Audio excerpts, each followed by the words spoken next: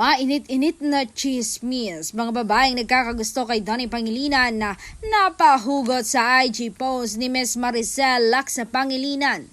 Tapos na raw ang laban dahil ang ina na raw ng aktor ang naglabas ng katotohanan. Wala na raw laban sa nakapasa sa mata ng isang ina.